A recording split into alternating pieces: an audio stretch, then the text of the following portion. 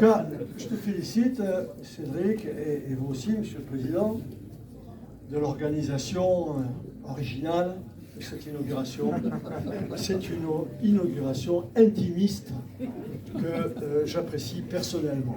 Voilà, le maire de Tarbes, c'est comme ça, je parle et la lumière jaillit. Pas tout à fait. Bien. Jean-Louis et le président de la Chambre d'agriculture, le président Martin, ont dit l'essentiel des choses. Nous sommes effectivement dans un contexte particulièrement préoccupant. Sur le plan macroéconomique d'abord, je vais citer les chiffres.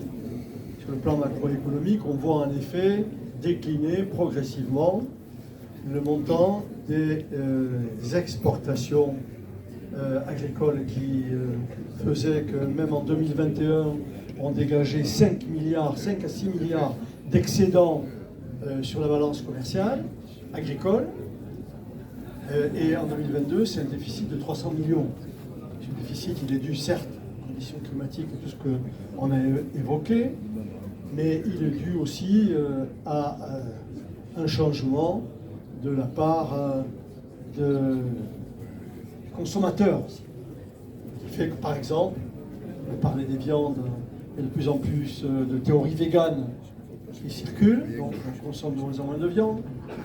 Tu l'as dit, pour les fruits et légumes, on importe 40% de légumes et 60% de fruits. Pour les poulets, c'est 1 sur 2 qui sont importés, ce qui veut dire qu'il y a, sur le plan économique, je me cantonnerai à ce contexte particulier, le contexte économique, l'agriculture est un acteur majeur du développement économique. Il y a des questions que l'on doit se poser et des efforts à faire. Il faut reconnaître que ce qui s'est passé au cours des derniers mois ou des dernières années proches ont été des événements extrêmement pénalisants pour les populations, mais aussi et surtout pour l'agriculture.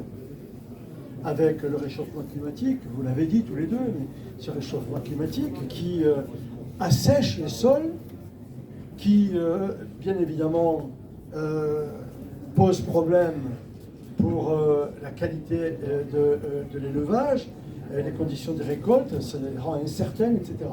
Tout cela constitue des éléments qui posent problème. Et si on ajoute à ces problèmes l'artificialisation des sols, aucun d'eux n'en avait parlé, c'est aussi un problème extrêmement préoccupant pour le milieu rural en général. Je considère néanmoins que dans ce contexte difficile, l'agriculture, à qui nous devons beaucoup, et l'agriculteur, parce que l'agriculture, ce sont les agriculteurs, font tout ce qui rend notre vie agréable. Tu l'as dit, Jean-Louis, la valorisation de l'espace, on le doit aux agriculteurs. Ils sont des acteurs majeurs, je l'ai dit à l'instant, du développement économique. Ils représentent aussi, et tu l'as dit, Pierre, constituent des professions attractives aujourd'hui. Il y a de plus en plus de jeunes qui se dirigent vers l'agriculture. Il y a même des cadres bancaires ou autres qui abandonnent leur métier pour se diriger vers l'agriculture après avoir suivi des formations adéquates. Je veux dire qu'il y a beaucoup de choses qui se passent néanmoins. Néanmoins, en 20 ans, dans notre département, on est passé de 6200 exploitations agricoles à 4000 et quelques. Et c'est préoccupant malgré la dynamique que je viens d'évoquer. Alors, je vais essayer de réduire mon propos. Le salon agricole parisien a effectivement mobilisé les médias et la communication est extraordinaire pour le monde agricole, avec tous les acteurs politiques, économiques, etc., qui vont visiter le salon. C'est la même chose ici d'ailleurs. C'est la même chose ici. Et je vous remercie toutes et tous d'être là. Mais donc, je l'ai dit, Le succès du salon régional de Tarbes et de Pyrénées est dû bien évidemment à une organisation remarquable, je le redis.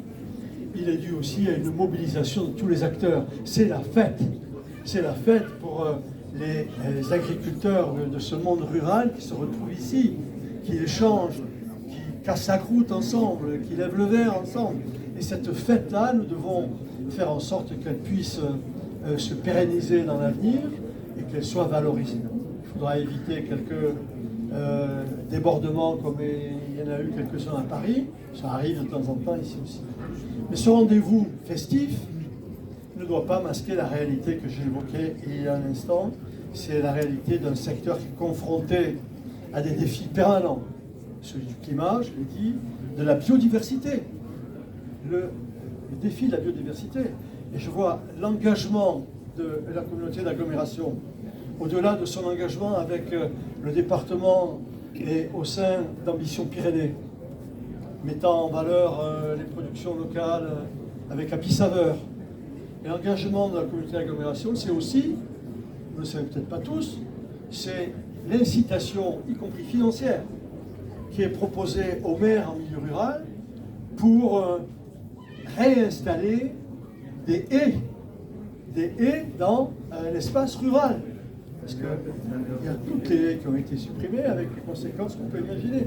C'est également le plan alimentaire territorial et c'est le défi locavore. Je veux dire que nous sommes conscients à la communauté d'agglomération de ce que représente le défi agricole.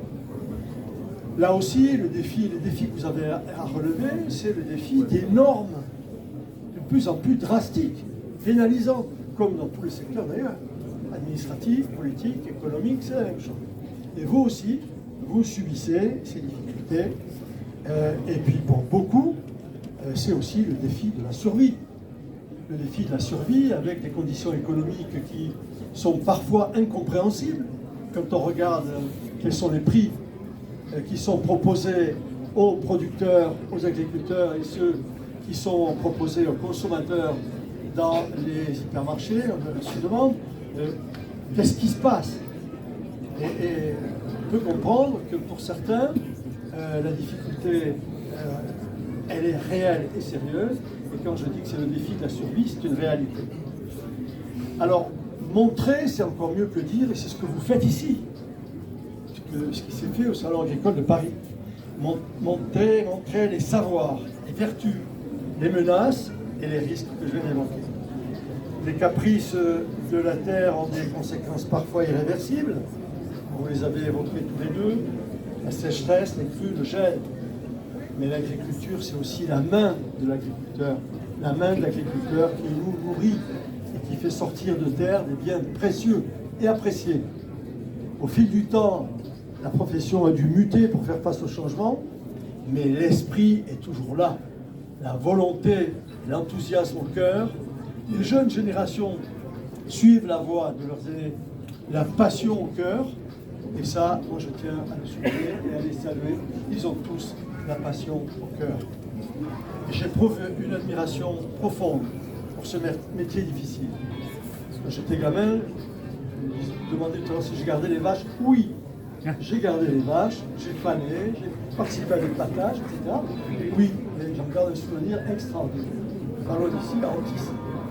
Et je dis que j'ai une admiration profonde pour ce métier difficile, exigeant et passionnant à la fois. C'est pour ça que les agriculteurs sont aussi des êtres passionnants. Aujourd'hui, ils doivent être à la fois des experts, des scientifiques, des juristes, des comptables, et n'oublions pas qu'ils sont des aménageurs du territoire très appréciés. Le Salon régional de l'agriculture de Tarbes a une place particulière dans le cœur des Bigourdans. C'est pour ça que vous allez battre tous les records cette année, je te l'annonce.